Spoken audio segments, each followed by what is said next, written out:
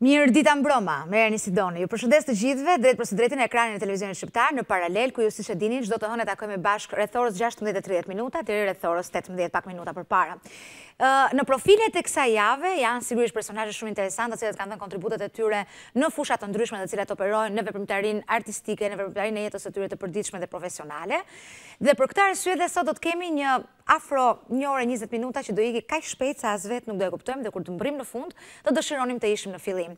Unë kam kënaqësinë që si personazh të parë në këtë studio për këtë pasdite të kësaj të hëne, të kem të ftuar dr. Iselda Sejdia. Përshëndetje, mirë se erdhët, ju falenderoj që jeni këtu. Përshëndetje, Kozeta. Zakonisht me të parët ka gjithmonë një objekt që unë mbaj në dorë. Javës kaluar ishte kitara e Davis Gerald, ndërsa sot është një prej 5 botimeve të Riseldës. I pesti është. Në përgjithësi, Riselda, ne shqiptarët kemi paragjykim për gocat e bukura. Dhe themi që ato janë thjesht të bukura dhe nuk është se din shumë të bëjnë shumë gjëra përveç se të merren me fashion dhe me jetën e tyre. Jemi çik popull paragjykues. Jemi, po kjo nuk prish punë, sepse fundja fare ne hym tek niveli i artistëve dhe një artist i pranon gjithçka. Ndoshta është bukur që dhe ato që thuhen është mirë që ti formuloj dhe ta quaj një fabul ose thjesht një libret dhe a ka mundësi që me anë të kësaj të bësh një balet dhe ishte shumë bukur. Kështu që vinë si një fenomen artistik të ne nuk sjell as pak shqetësim se cili ka paragjykimet e veta. Çdo njeri mendon sipas mendjes vet, nuk duhet paragjykuar sepse ajo është mënyra e jetesës se si ato e perceptojnë. Neve thjesht i dëgjojmë këto, nganjëherë nxitemi për mirë që vazhdojmë përpara, nganjëherë i lëm aty ku janë, le të vazhdojnë, po gjithsesi përshëndesim. Gjithë.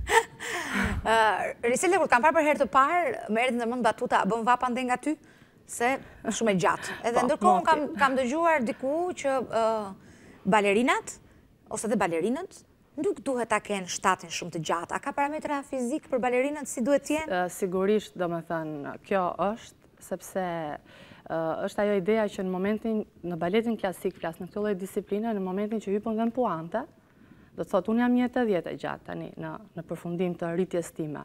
Llogarit edhe 10 cm puantet majt gishta, do të thonë do të kesh një parter ekstra të gjatë, gjë që ne nuk na e krijojmë. Kjo është arsyeja, që thjesht për të patur një lloj ekuilibri midis partnerëve, jo se ka ca parametra fizik. Jo se ka parametra, domethënë mirë është që balerinat ketë një gjatësi mesatare për sa i përket baletit klasik, sepse ajo lloj gjatësie pastaj të sjell disa lloj pengesash në disa lloj lëvizje që ne i njohim, ne profesionistët, por nuk është diçka e stampuar që shiko po ishe kaq e gjatë nuk e kërcen dot. Unë personalisht për veten time baletin klasik e ushtroj akoma, kam pasur notën 10 kur kam qenë në shkollë dhe kam qenë një ndër balerinat e mira klasike, gjithashtu dhe modernas. Mirë, shohim bashkë dhe me imazhet sepse ndërkohë që koha kalon dhe ne duam të themi shumë gjëra brenda një kohe shumë të shkurtër. Ja, kemi fillimisht disa foto. Po, kjo është një foto që ne kemi shkuar jashtë shtetit në festivalin folklorik në Turqi. Sa vjeç ka qenë aty, se do t'i kthehemi përsëri imazheve? Aty kam qenë diku 14-15 mos gaboj.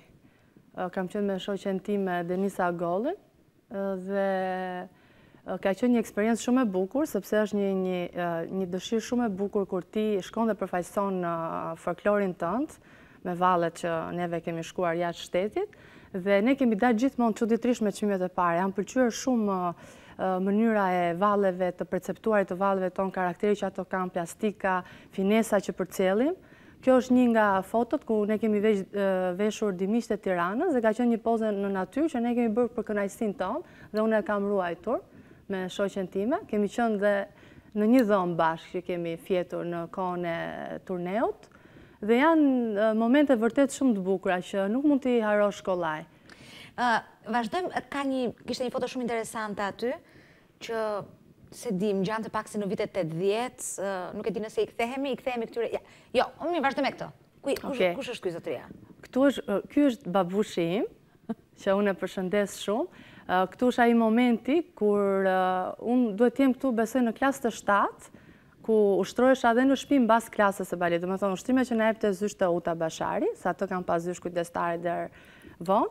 Unë çfarë bëja, shkoja dhe i tha babit, të lutem tani stopo lajmet dhe bëu partnerin për 2 orë sepse dua të praktikoj. Kam qenë shumë vajzë punëtore Dhe kërkuese. E pas ke bërë dhe këtë babajnë të... Dhe babin e kam bërë partner, këtu është një padjeshke thjesht, që në basin mbarova ushtrimet e klasës që i praktikova, babi bërë një padjeshk me mua, të thonë ngritje në gjuhën popullore. Dhe është një nga momentet më të bukura, kemi në shtëpi, në ambjetet e shtëpisë, dhe janë vërtet momentet bukura. Këtu po thoj jam ke kujtuar vitet 80 këtu.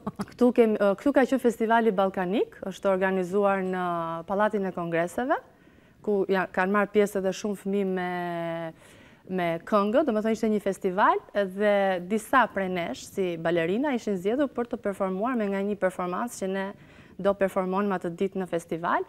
Unë kam pasur idhur Michael Jackson dhe kush më njeh mirë flas brezin e shoqërisë time, që unë e kam praktikuar shumë Michael Jackson, e kam pëlqyer, e kam adhuruar, vazhdoj akoma e adhuroj, domethënë dhe tek lëvizjet dhe tek ato gjëra që bëj bazohem tek muzika që ai ka bërë, dhe ka qenë një imitim i Michael Jackson. Është imituar në mënyrë perfekte, pavarësisht se sot vijon vetëm thjesht me një foto.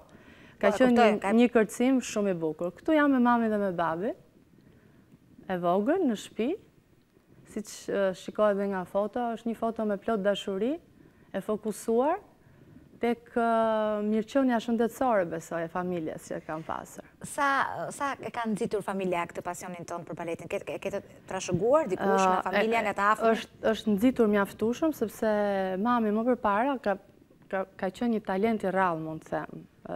I ushtronte shumë ushtrimet e baletit, pavarësisht sepse babai vet nuk e ka perceptuar këto lloj gjëre dhe u stampua kjo gjë, ajo nuk e vazhdoi, por ka pasur aktivitetet e Pallati Pionerëve. Babai vet pas ka qenë pak kapedant, domethënë tek filmi. Ka qenë. Kurse babai im ka qenë sportist i Partizanit, domethënë një familje me një burim artistik, një sportist ku dëgjonin ëndrat e fëmijës tyre, i mbështesin ato dita ditës,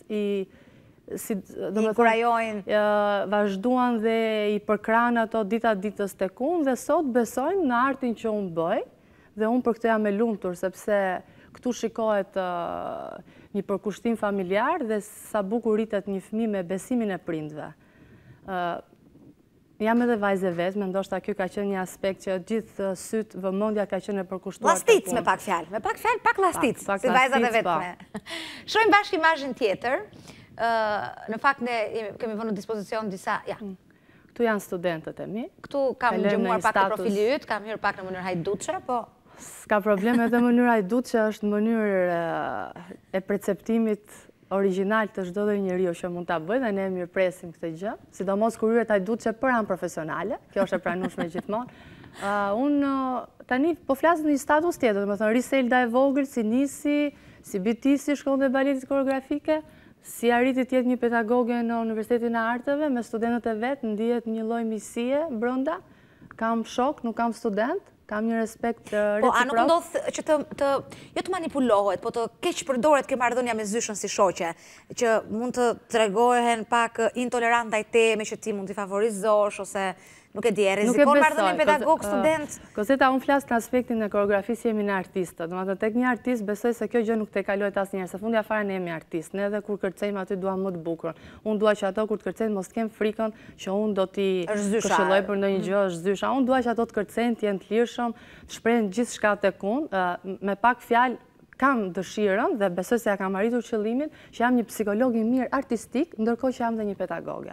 Domethënë, i bëj të dyja në këtë lloj relate. Dhe kjo gjë më pëlqen sepse është perceptuar nga ana ime kështu, ka ardhur reciproke edhe nga ana e tyre dhe respekti mbi të gjitha. Unë shoh një respekt në klasë dhe them që ky lloj respekti është diçka që vjen nga ajo që ti jep, nga ajo që ti dhuron. Dhe besoj përderisa ekziston ky lloj respekti, nuk ka vend të mendojmë që ndoshta ato ndihen që mund ta kalojnë këtë pak fazën e tolerancës më shumë se ç'duhet. Dhe kjo më ka bërë që ndihem mirë mes studentëve. Dhe fundja fare është art. Ky është një profesion me skadencë. Ju nëse nuk do kishit pasur fatin të ishit pedagogë, çfarë do ishit duke bërë tani? Sepse nuk mund kërcesh më. Ja do kërcesh dhe pak. Ka shumë mënyra, besoj unë, ka shumë mënyra, sepse unë perceptoj këto që në momentin që ti je një person kërkues, kërkon të bësh art, kërkon të japësh të bukurën, ta përcjellësh tek brezat e ri, qoftë edhe të kërcesh edhe vetë deri në një moshë të caktuar, ka shumë mënyra. Nuk mund të jesh pedagoge, mund të jesh e punësuar në ansamblin shtetëror, mund të jesh në teatr të operës. Flas kur ke një kualitet të mirë artistik, jo thjesht që të mendosh që ke mbaruar shkollën dhe vlen për gjithçka, sepse tash duhet jemi me këmbë në tokë, sidomos kur flasim për këtë lloj fushë. Se te kjo lloj fushë vetëm lekët nuk të bëjnë gjë, domethënë këmbët nëse lëvizin vet. Nuk është se ti ke lekë dhe ti lëviz leku këmbët. Se normalisht, domethënë brutalisht inkuadrohen fjalë të tilla që njerëzit ngushëllojnë veten, por që faktikisht e vërteta kjo është. Dhe them, në momentin që je punëtor, të premton shumë vetja dhe ti ndërkohë e ndjen këtë gjë, shumë bukur ti mund të hapësh dhe një studio private kur ke dëshirën. Më thënë nuk është vetëm çështja e pedagogjisë. Çështja e pedagogjisë pastaj është një fat, them unë, që çdo i ri, besoj në brezin tim, në brezat e mi flas, shoqet e mi apo kushdo qofshin, besoj se do e kishin adhuruar. Kjo është një dhuratë nga Zoti, them unë, kjo lloj pune. Kjo nuk mund quhet thjesht që në momentin që si e punësuar këtu çfarë ndodh. Kjo është thjesht një dhuratë që ti je një pedagoge, ke kontaktin me të rinjt çdo ditë për fat të mirë, dhuron gjëra të reja, je në produksion me veten çdo ditë në risit që ke dëshirë të bësh, dhe besoj kjo është gjëja më e bukur që mund të ekzistojë në atë punë që ne jemi. Fatmirësisht, Universiteti i Arteve është, unë e kam përkufizuar dhe kam folur dhe në intervista të tjera, është një shtëpi e shenjtë që ne na bekon çdo ditë dhe ne jemi të lumtur që jemi pjesë e këtij fakulteti, universiteti. Shohim, kalojmë në imazhin tjetër.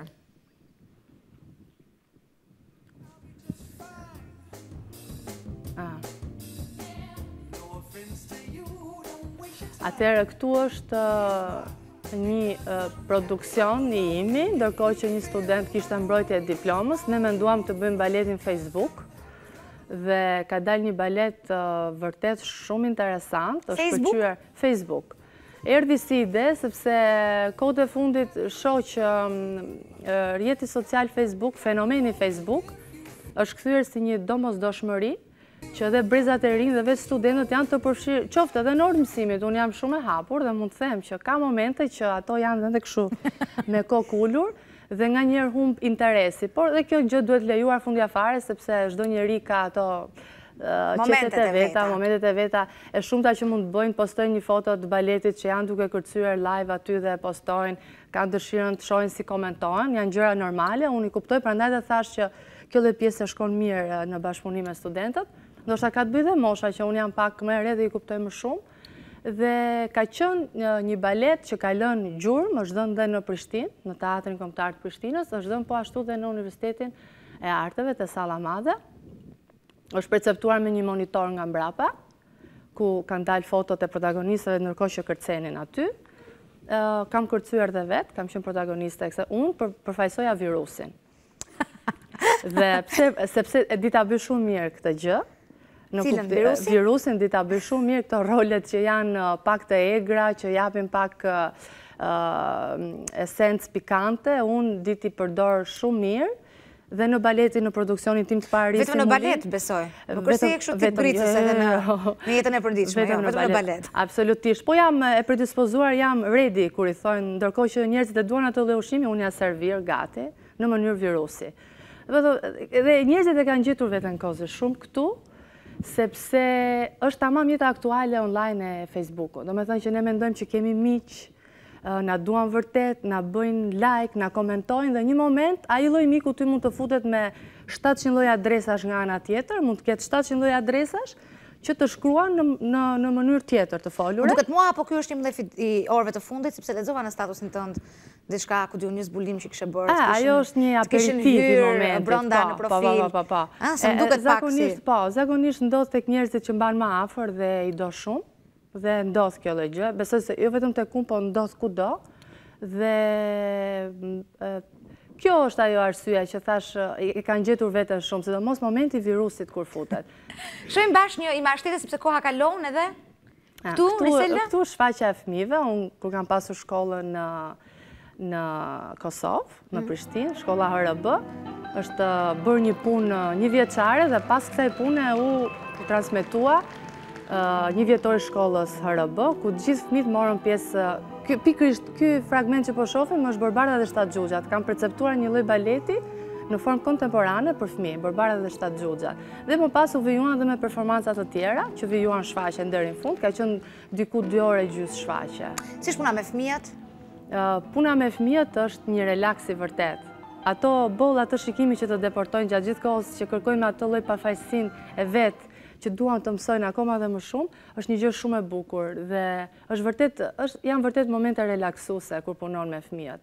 Unë tashmë jam duke punuar një libër për fëmijë, do jetë një libër bombastik, e them këtë pa kërkuar ndjes për modesti, edhe do jetë i bashkëngjitur me një DVD ku do të tregoj të gjitha programet se si ne fillojmë hapat e parë. Ndoshta sepse imazhet mund të jenë më të kollajta për fëmijët për të adaptuar edhe për të është dhe një mundësi kozeta për ato që nuk kanë mundësi të shkojnë kurse private, mund ta praktikojnë veten e vet nëpërmjet DVD-s në shtëpi dhe aktualisht edhe librin që mund ta lexojnë. Librat janë Ky është baleti Risi Mullin. Risi Mullin, domethënë Mulliri i Risit. Është balet që është dhënë Teatrin e Oprës, ka pasur një audiencë të paparashikueshme. Balerinët që kanë përzgjedhur kanë qenë studentët e Universitetit të Arteve dhe nuk dua të përmend emër, po dikush tha që mendoj që ishte një trup e ardhur nga jashtë, domethënë këto e kanë përfaqësuar veten shumë mirë si student dhe punën time e kanë shpërblyer dhe e kanë përfaqësuar shumë mirë. Për këtë ndihem e lumtur. Ka qenë një produksion që është përmendur gjatë, është përfolur gjatë dhe është pëlqyer shumë ti.